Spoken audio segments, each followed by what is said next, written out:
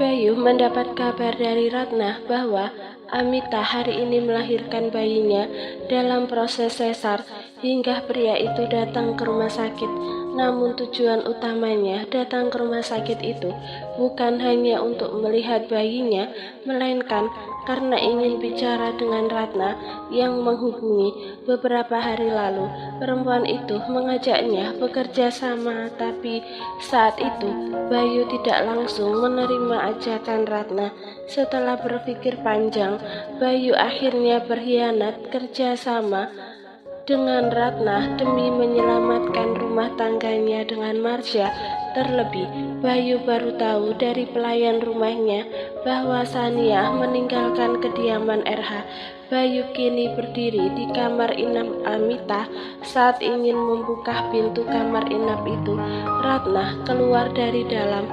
Ternyata Anda menepati janji Anda untuk datang kemari. Saya pikir Anda akan menolak saya lagi.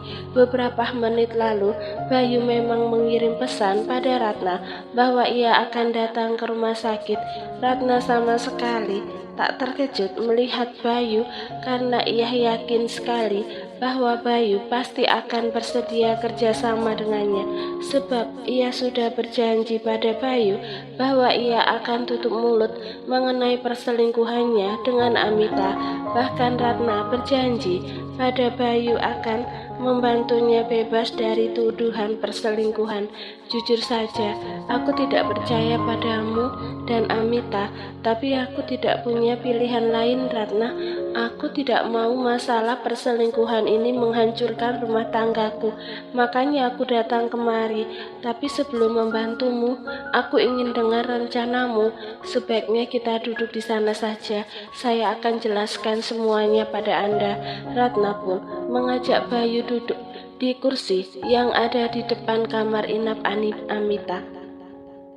Jadi begini Pak Bayu, kalau kita berhasil menukar sampel tes DNA Pak Bayu dengan Tuan Arkana, pasti dong anak Amita jadi anaknya Tuan Arkana.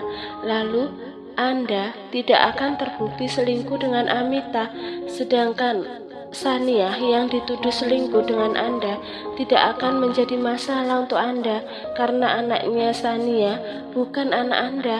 Jadi setelah melakukan tes DNA, Anda tidak akan terbukti selingkuh dengan Sania. Dan seperti yang saya bilang kemarin, kalau Anda tidak bantu saya menukar sampel DNA Arkana dengan Anda, pasti Anda akan terbukti selingkuh dengan Amita. Sebelumnya, Rafa lah yang akan menukar sampel DNA Arkana dan Bayu. Namun Ratna dan Rafa memikirkan lagi tentang rencana itu. Jika Rafa yang menukar sampel DNA mereka, itu akan sulit. Rafa yang hanya orang luar tidak mungkin diberikan kesempatan untuk berada di ruangan tes DNA, sedangkan Bayu yang merupakan adik ipar Arkana pasti mudah masuk ke ruangan itu.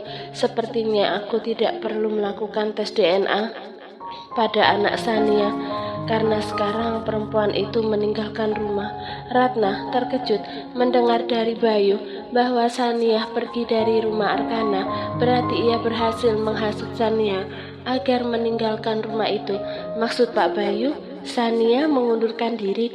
Tanya Ratna memastikan dia mengundurkan diri, tapi tidak meminta izin pada Arkana secara langsung. Jawab Bayu. Jadi Sania pergi tanpa kasih tahu Tuan Arkana dan Bu Marsha? Iya, dia pergi diam-diam. Itu bagus Pak Bayu, Anda tidak perlu tes DNA lagi sama anak Sania. Ratna begitu senang karena Sania benar-benar pergi, namun tidak dengan Bayu yang malah tak senang. Aku memang tidak perlu tes DNA pada anak Sania, tapi dengan kepergian Sania secara tiba-tiba, itu akan membuatku makin sulit. Istriku yang tidak percaya sepenuhnya padaku akan berpikir kalau kepergian Sania sudah membuktikan kalau orang yang selingkuh denganku adalah dia. Perempuan memang seperti itu, Pak Bayu. Banyak curiga. Sebagai suami, Pak Bayu tinggal membuat Bu Marsha percaya lagi pada Anda. Aku dan Amita juga akan bantu untuk bicara dengan Bu Marsha kalau Sania itu memang perempuan yang suka menghancurkan hubungan orang. Kalau Bu Marsha masih belum percaya dengan kami, saya akan bawa Rafa, mantan suami Sania, untuk bicara dengan Bu Marsha agar Bu Marsha percaya 100%. Tapi Pak Bayu harus bantu Amita dulu. Demi melancarkan rencananya, Ratna berusaha keras untuk membujuk Bayu. Oke, aku akan lakukan yang kau minta, hanya menukar sampel DNA-nya saja. Itu bukan hal yang sulit. Bayu begitu percaya diri bahwa menukar sampel DNA adalah sesuatu yang mudah ia lakukan.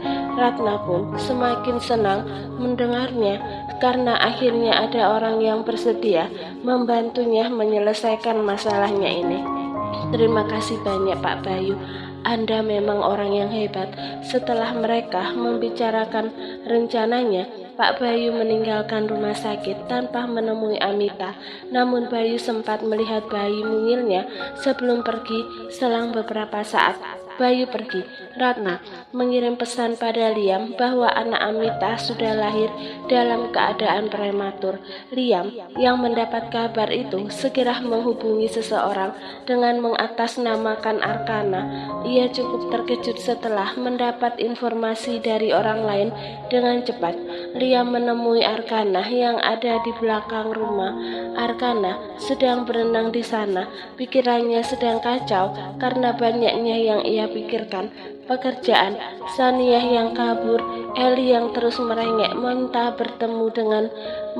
bertemu Sania, dan juga adiknya yang bermasalah dengan suaminya. Dengan berenang di sana, emosinya sedikit berkurang. Tuan Arkana, seru Liam yang berdiri di pinggir kolam renang. Arkana mendengar seruan Liam pun, ia pun segera naik dan langsung meraih handuk yang diberikan Liam. Bagaimana? Kau sudah menemukan Sania? Tanya Arkana sambil duduk di sebuah kursi di sana. Belum, saya datang melaporkan tentang Amita. Apa yang dilakukan wanita itu? Tanya Arkana dengan tatapan dinginnya melihat Liam. Jelas ia muak mendengar tentang Amita, tapi ia tetap harus tahu wanita itu. Saya dapat informasi dari Ratna kalau Amita sudah melahirkan bayinya, Tuan. Arkana sedikit kaget. Bukankah masih ada sebulan lagi dia melahirkan bayinya? Ratna bilang sama saya kalau anak Amita lahir prematur. Katanya Amita mengalami pendarahan sampai harus dioperasi. Tapi saya tanya dokter di rumah sakit tempat Amita melahirkan bayinya kalau berat bayi itu normal dan cukup bulan. Jadi Ratna dan Amita ini sengaja berbohong agar kita tidak curiga. Yang sebenarnya bayi itu memang sudah waktunya lahir. Arkana tersenyum miring dengan raut wajahnya yang sinis. Mereka berbohong untuk mencocokkan kejadian saat aku tidur dengan Sania di hotel. Tapi yang sebenarnya Amita sudah hamil sebelum aku tidur dengan Sania. Karena itu mereka merencanakan kebohongan ini. Luar biasa akal jahat mereka. Saya benar-benar tidak menyangka kalau akan bertemu dengan orang-orang seperti Ratna, Amita, dan Bayu. Mereka memanfaatkan orang dan menyakiti orang demi sebuah ketenaran, kemewahan, dan jabatan. Liam begitu membenci mereka yang sudah melakukan kejahatan penipuan demi status, bahkan sampai menyakiti seseorang yang tidak bersalah. Terlebih orang itu adalah orang yang sangat Liam kenal. Di dunia ini memang banyak orang gila uang, Liam.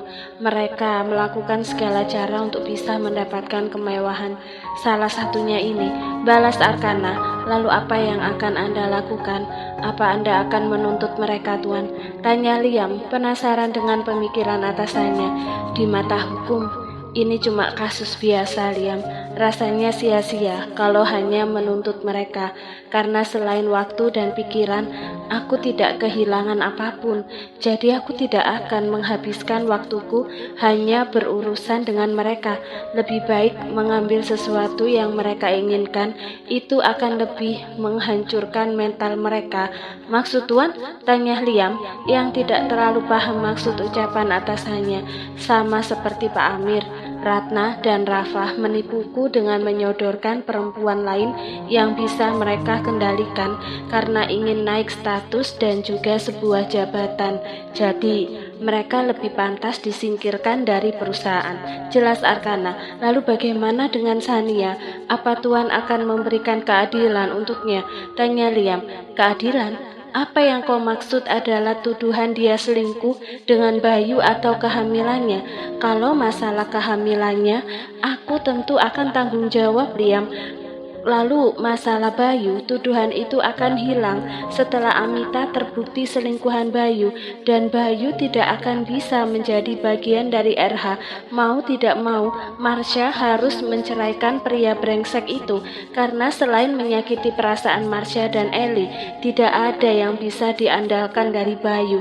Masalah Sania bukan hanya itu saja, Tuan Arkana. Lalu apa? Tanya Arkana dengan kening mengerut dan raut wajahnya serius melihat Liam. Dari yang saya dengar dari teman dekat Sania, Sania dituduh jadi wanita malam oleh Rafa dan Ratna. Mereka berdua menyebarkan hal itu di tempat tinggal Sania sampai orang-orang di sana mengusir Sania.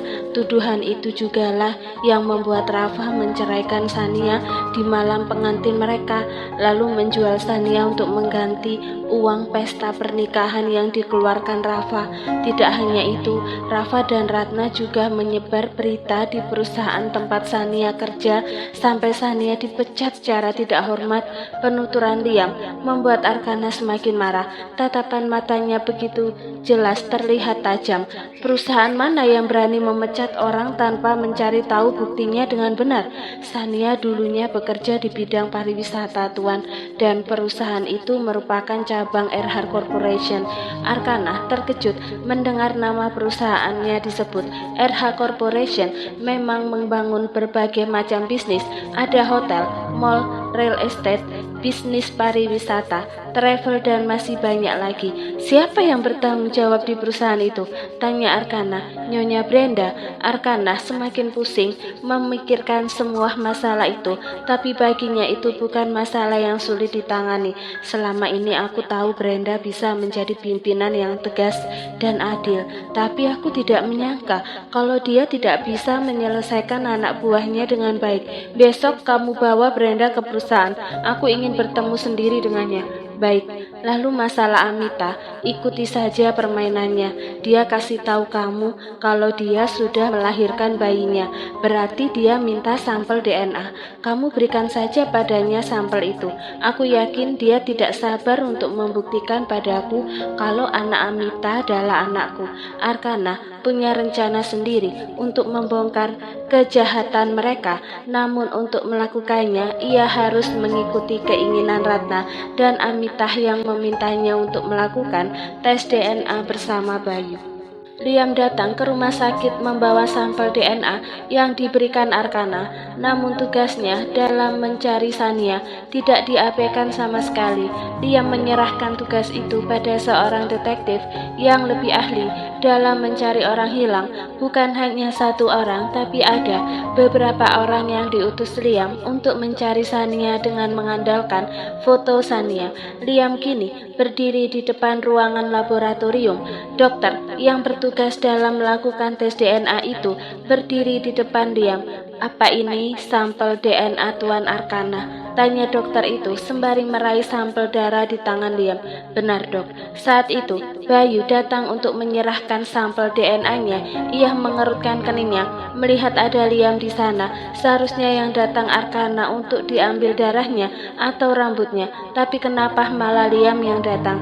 Di mana Arkana? kenapa bukan dia yang datang sendiri untuk diambil sampel DNA-nya?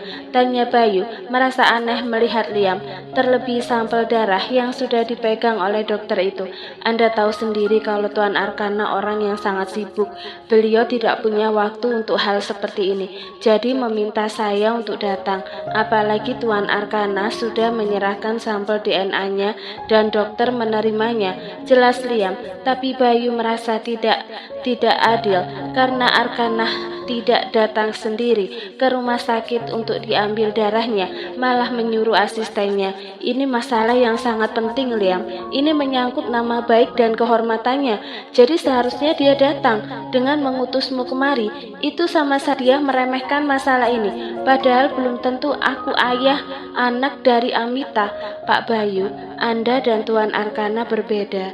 Dia pimpinan sebuah perusahaan besar, bukan karyawan biasa yang hanya bekerja setengah hari atau karyawan yang punya waktu senggang. Jadi kalau bisa melakukannya dengan mudah, kenapa harus mempersulit diri? Maksud saya, dia punya banyak bawahan yang bisa diperintahkan melakukan apapun. Jadi kenapa beliau harus turun tangan sendiri? Liam memang kadang bicara kasar dan tegas pada orang jika ia merasa bahwa orang itu tidak pantas dihargai dan dihormati. Terlebih Bayu hanya orang luar yang masuk ke dalam keluarga RH karena menikahi Marsha. Bayu tidak bicara lagi setelah mendengar ucapan Liam yang membuatnya tersinggung, sebab semakin ia bicara maka Liam akan semakin menghinanya. Lagi pula Arkana bersedia memberikan darahnya untuk dijadikan sampel DNA. Dok, saya sudah siap untuk memberikan sampel DNA saya, ucap Bayu pada dokter di depannya. Baik, kalau begitu silakan masuk ke dalam. Bayu pun masuk ke dalam ruangan itu dengan perasaan kesalnya pada Liam yang ada di sana.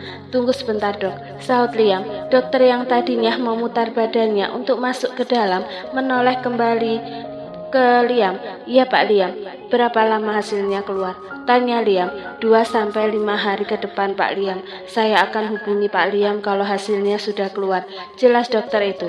Oke, terima kasih. Kalau begitu saya pergi. Liam meninggalkan ruangan itu.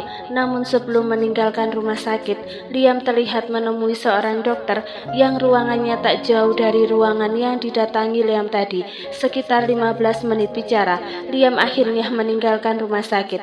Ratna baru saja datang bersama Rafa. Mereka tak sengaja melihat Liam keluar dari rumah sakit itu dan Ratna menjadi penasaran. Kenapa Liam datang kemari? Kata Ratna sembari melihat mobil Liam melaju meninggalkan rumah sakit. Kalau datang untuk mengunjungi Amita dan bayinya, rasanya tidak mungkin karena mereka tidak peduli dengan Amita, terutama Tuan Arkana. Tuan Arkana curiga kalau Amita adalah selingkuhan Bayu. Jadi Tuan Arkana tidak mungkin peduli dengan Amita. Liam datang kemari pasti untuk menyerahkan sampel DNA Tuan Arkana. Aku pikir Tuan Arkana akan datang sendiri kemari. Ternyata dia cuma mengutus asistennya saja, ucap Ratna yang salah paham, tapi itu tidak masalah baginya. Selama sampel DNA Arkana sudah diserahkan, perasaannya sedikit tenang. Tinggal menunggu Bayu berhasil menukar sampel DNA itu. Ayo kita masuk, Amita sudah menunggu kita sejak tadi. Keduanya pun masuk ke dalam. Mereka langsung datang ke kamar inap Amita. Namun mereka tidak melihat bayi Amita di sana. Hanya ada Amita saja di dalam. Di mana bayimu Amita? Tanya Rafa pada Amita yang sedang duduk bersandar di kasur. Tadi ada suster datang. Dia mau mandikan bayiku, sekalian mau ambil sampelnya karena sampel DNA Tuan Arkana dan Pak Bayu udah ada. Jelas Amita. Terus kenapa kamu gak ikut juga temani bayimu? Tanya Rafa serius. Suster bilang saya belum boleh banyak gerak dulu karena habis operasi kemarin. Kalau ikut susternya malah mikir aneh. Lagi pula semuanya sudah ditangani kan. Mbak Sania juga udah pergi dari rumah Tuan Arkana. Dia gak akan bikin kita susah. Jadi aku juga bisa sesantai ini. Rafa tidak bisa mengomel lagi setelah mendengar penjelasan Amita. Apalagi adiknya memang masih butuh waktu untuk memulihkan tubuhnya di sana. Namun Rafa tidak bisa tinggal diam saja di kamar adiknya. Ratna, kau temani Amita dulu. Aku akan ketemu sama dokter, sekalian mau tanya mengenai tes DNA-nya. Ratna mengangguk, kemudian Raf keluar dari ruangan itu.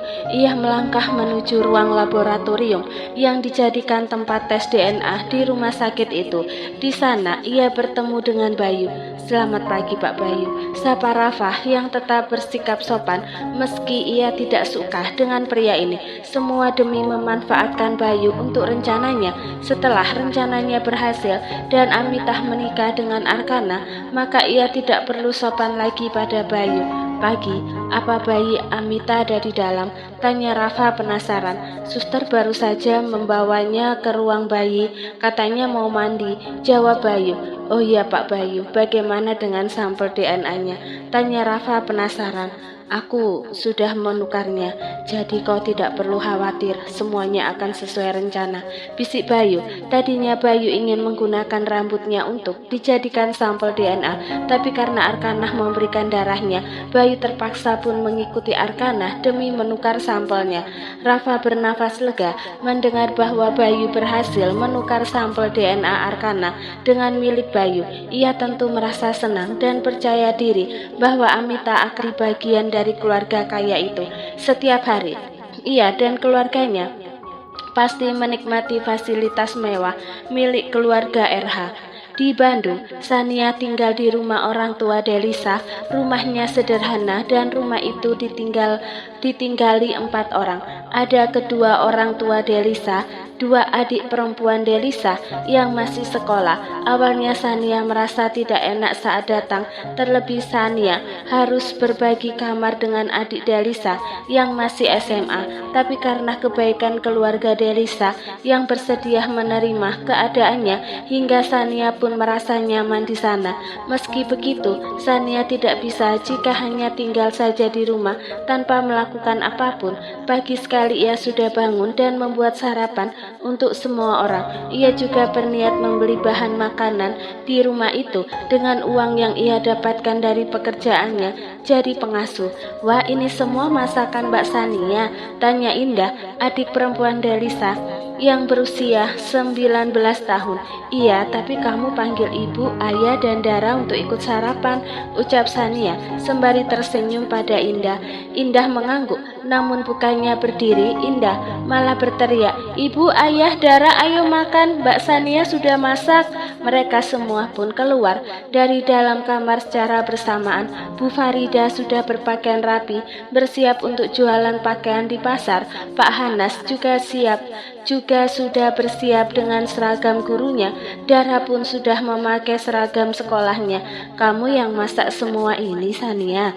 tanya Bu Farida sembari menarik kursi dan matanya menatap makanan di atas meja. "Iya Tante, terima kasih lo ya, kamu sudah repot-repot masak sarapan untuk kita semua," ucap Bu Farida tersenyum.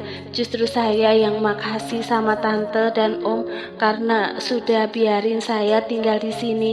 Jadi masak makanan sama sekali nggak merepotkan buat saya.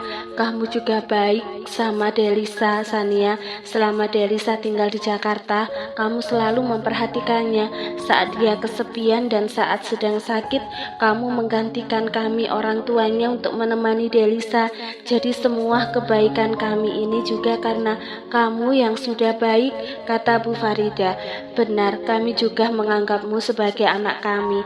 Jadi jangan merasa tidak enak. Anggaplah rumah ini rumahmu juga dan lupakan semua yang terjadi agar kamu bisa hidup tenang di sini, Sania." Pak Hanas ikut menyahut agar Sania merasa nyaman tinggal di rumahnya tanpa memikirkan apapun. "Iya Om, terima kasih banyak." "Ya sudah, ayo kita makan sekarang," kata Bu Farida. Mereka pun mulai sarapan di sana tanpa bicara lagi. Semuanya tampak menikmati. Begitu juga dengan Sania yang makan sembari memperhatikan mereka. Suasana kekeluargaan ini begitu menyenangkan untuknya yang selama ini merindukan suasana itu. Terakhir kali ia merasakannya saat masih remaja. Kala itu ayah dan ibunya masih ada, dan setiap pagi ia dan kedua orang tuanya selalu sarapan bersama sebelum berangkat sekolah. Mengingat kenangan saat dirinya masih remaja membuat Sania meneteskan air matanya, terlebih melihat Darah yang masih sekolah. Usia Darah hampir sama dengan dirinya waktu ia masih punya orang tua lengkap. Sungguh miris, tapi itulah kehidupan. Ayah, ibu, Darah berangkat. Ayah, ibu, Darah berangkat ya. Assalamualaikum. Waalaikumsalam. Darah meninggalkan tempatnya. Saniah masih memperhatikan anak remaja itu dan air matanya terus menetes. Bu Faridah, Pak Hanas, dan Indah tampak terkejut melihat Sania menangis. Kenapa kamu menangis, Sania? Apa ada yang sakit? Perutmu ya? Tanya Bu Faridah. Sania sadar bahwa mereka sedang memperhatikannya. Dengan cepat ia menghapus air matanya, lalu menerbitkan senyumannya. Gak apa-apa tante, saya cuma kangen kenangan waktu saya masih seusia Darah. Waktu itu saya jadi anak yang paling beruntung karena setiap hari dapat kasih sayang dari orang tua saya. Saya gak pernah merasakan sakit apapun di hati saya ataupun merasa tertekan. Saya selalu bahagia sewaktu remaja. Saniah memang selalu bahagia. Ia tidak pernah merasakan pahitnya hidup sampai kemudian ayahnya tiada dan ibunya menjadi sakit-sakitan. Hidup Sania pun berubah. Ia harus bekerja keras demi ibunya dan juga dirinya. Tuhan itu tidak tidur, Sania. Suatu saat kamu juga akan diberikan keluarga yang membuatmu melupakan semua rasa sakit ini. Misalnya keluarga dari laki-laki yang mungkin akan menerimamu dan anakmu, asalkan kamu tetap seperti dirimu yang sekarang, baik dan selalu sabar, kata Bu Farida. Iya tante, terima kasih. Sania tidak berharap dirinya akan mendapatkan keluarga yang dimaksud Bu Farida karena tidak yakin bahwa ada laki-laki yang mau menerima seorang janda yang punya anak. Apalagi ia sudah bersumpah bahwa tidak akan menikah lagi, tapi ia tetap merespon baik ucapan Bu Farida.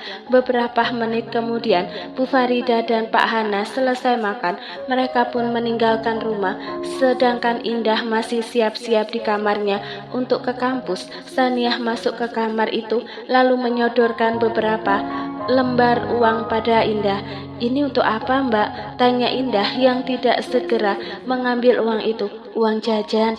Enggak usah, Mbak, aku punya uang sendiri. Sania tidak mau Indah menolak uangnya hingga ia memasukkan uang itu ke dalam tas Indah. Ini gak seberapa, Indah, pakai saja ya, jangan ditolak. Tapi Mbak Sania kan punya banyak keperluan juga. Iya, tapi Mbak masih punya kok. Ini juga bisa mengurangi beban kakak kamu di Jakarta. Tolong diterima ya. Mbak kecewa kalau kamu tolak juga, ucap Sania memohon. Baiklah Mbak, aku terima dan terima kasih banyak. Aku akan pakai baik-baik. Sania mengangguk tersenyum. Ia begitu senang melihat Indah menerima uangnya. Perasaannya sedikit lega. Itu karena Sania tahu bahwa keluarga Delisa juga dalam kesulitan. Rumah yang mereka tempati saat ini adalah rumah kontrakan dan kedua adik Delisa masih sekolah. Meski Delisa banting tulang untuk membantu perekonomian keluarganya, tetap saja tidak cukup untuk memenuhi kebutuhan orang tuanya dan adik-adiknya yang masih sekolah juga kuliah. Bisa dibilang ia dan Delisa sama-sama punya permasalahan hidup yang rumit. Bedanya Delisa masih lebih baik dibanding dirinya karena Delisa masih punya keluarga, sedangkan ia hanya sendiri di dunia ini. Oleh sebab itu Sania mengerti kesulitan yang dialami Delisa. Jadi kemarin saat baru sampai, Saniah memberikan uang pada orang tua Delisa sebagai biaya tempat tinggalnya, tapi mereka menolak hingga Saniah memberikan uang itu pada Indah untuk biaya kuliahnya. Oh iya Indah, pulang kuliah jam berapa? Tanya Sania. Sekitar jam 2 Mbak. Kenapa? Mau dibeliin sesuatu? Enggak, Mbak cuma mau diantar ke pusat perbelanjaan. Soalnya Mbak nggak tahu daerah sini. Jelas Sania. Oke, nanti aku pulang cepat. Sekarang aku pergi dulu. Indah pun meninggalkan Sania sendiri di rumahnya. Di perusahaan RH, Arkana memberi perintah pada Liam untuk memasang foto Sania sebagai orang hilang. Namun Liam tidak setuju dengan rencana tuannya itu. Sania memang orang hilang Liam.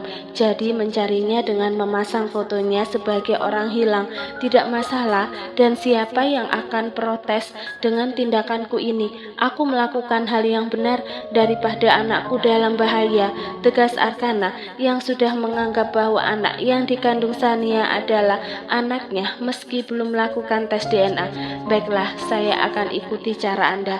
Mau tidak mau Liam menuruti perintah tuannya karena terlihat jelas bahwa atasannya itu tak mau dibantah.